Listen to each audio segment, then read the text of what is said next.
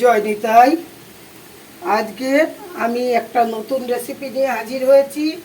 এই গরমে সবারই শরীরটা একটু খারাপ হয়, পেটটা খারাপ হয়, কত কিছু হয়। এই জন্য আমি আজকে থানকুনি পাতার রসা নিয়ে এসেছি।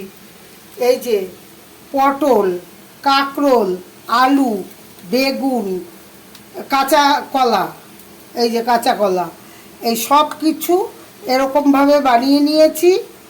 আর থানকুনি পাতা নিয়েছি। হ্যাঁ, এর জন্য আমি সম্বার দেব এই যে শুকনো লঙ্কা আর রাঁধুনি। রাঁধুনিটা একটু বেশি দিতে হবে সেন্টের জন্য, রাঁধুনি।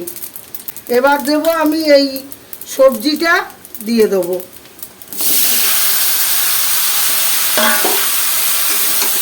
এই সবজি দিয়ে এবার নুন হলুদ দিয়ে ঢেকে দেবো। এই হলুদ দিলাম পরিমাণ মতন,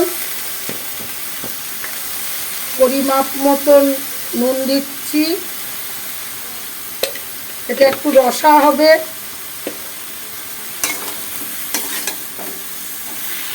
এবার এটা আমি কিছুক্ষণের জন্য ঢেকে দেবো। ঢেকে দিয়ে থানকুনি পাতাগুলো বানিয়ে নেব। ঢাকা থাক। এবার আমি এই যে থানকুনি পাতাগুলো ধুয়ে নিয়েছিলাম, কিছুটা থানকুনি পাতা আমি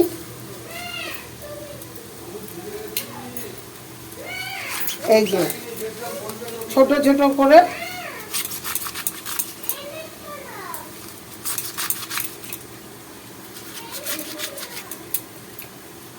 শাকের মতন না, একটু বড় বড়,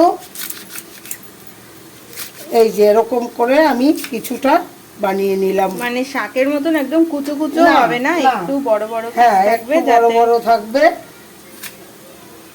শাক তো একদম মিহি হয়ে যায়, এটা একটু মিহি না। হ্যাঁ, এটা একটু রসা হবে। হ্যাঁ, এই যে এরকম করে কিছুটা আমি নিয়ে নিলাম।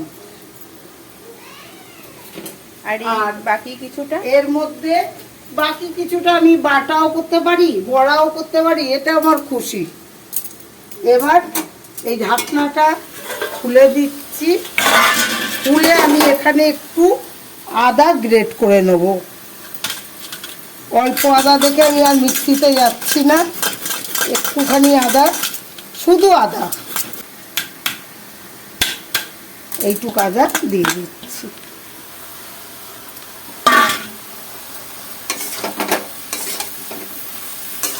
এবার আমি এতে জল দিয়ে দেবো।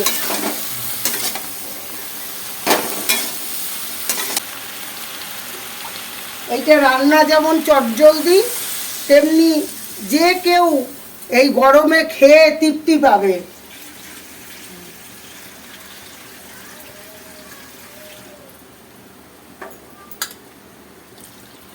ব্যাস, থানকুনি পাতাটা আরেকটু পরে দেবো, এটা ফুটবে তারপরে। এবার আমি একটু এর মধ্যে চিনি দিয়ে দিলাম, অল্প একটু মিষ্টি দিতে হবে এর মধ্যে, নয়তো ভালো লাগে না। এটা আমার আলু টালুগুলো হয়ে আসছে। এবার আমি এই পাতাগুলো দিয়ে দেবো।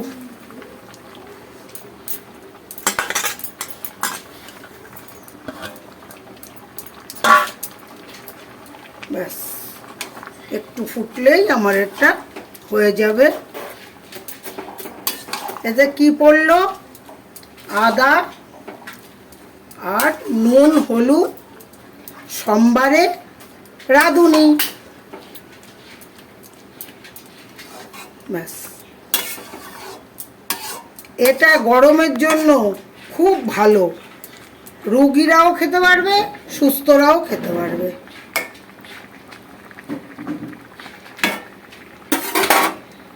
থানকুনি পাতার রসা আমি এবার এটা নামিয়ে দিচ্ছি, অফ করে দিলাম।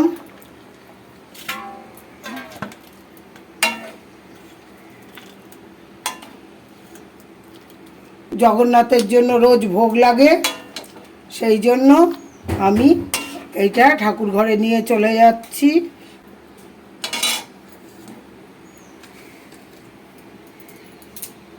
জয় নিতাই, জয় গৌরহরি, জয় রাধা মাধব।